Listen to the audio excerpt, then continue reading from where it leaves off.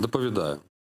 Я попасть на фронт, на войну была целая военная операция на самом деле, потому что я успел вскочить в уходящий поезд мобилизации, попал в шестую волну, ну там на стыке пятой и шестой, попал в шестую.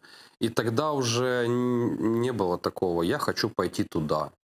Ну, учебка, полтора месяца околачивания груш, там чему-то попытки, нас честно пытались чему-то научить, но не всегда получалось тому, чему надо. Как бы. Ну и в тот момент в стране не нужно было 1500 связистов. Вот. Я хотел попасть в определенный абсолютно батальон к определенному командиру. Вот. И для того, чтобы это сделать, мне помогало огромное количество людей.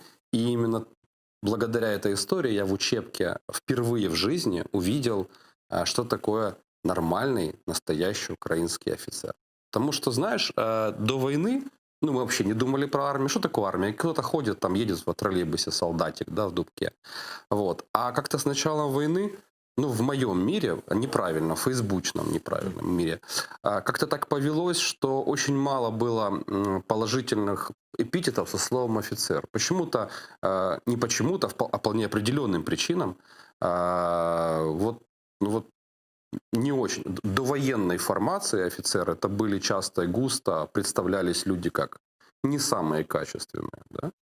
Вот. И я шел в учебку не то, чтобы понимание о том, что офицер это плохо, нет, как бы, но я ожидал подсознательно от них какой-то подляны. И я там познакомился с совершенно шикарными мужиками, такими, знаешь, ну, я бы не сказал, это военная порода, это такие вот люди с настолько интересным чувством юмора и совершенно непробиваемой самоуверенностью. Вот просто вот Они из старых как офицеров скала. были, да? И они довоенные. Это вот на самом деле благодаря именно благодаря таким офицерам и была возможность вообще призвать мобилизацию.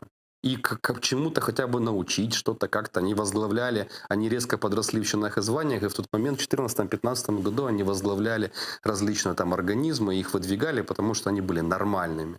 Вот. И я безумно благодарен, потому что чисто с моральной точки зрения я в учебке научился ставить себя на место своего командира. А это многое вот в армии, ну, это многое в армии объясняет. Ты начинаешь немножко по-другому думать. Если ставишься на место командира, смотришь на себя его глазами, то на самом деле командиру похрен, насколько хорошо ты пишешь в Фейсбуке. Ему важно, какой ты сержант.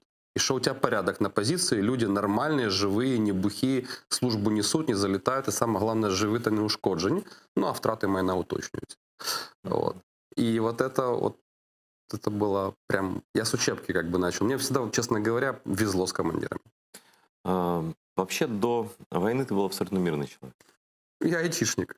Айтишник из Горловки. Так точно. Родился в Горловке и вырос там. Родился, вырос, потом переехал сюда учиться, а после учебы остался.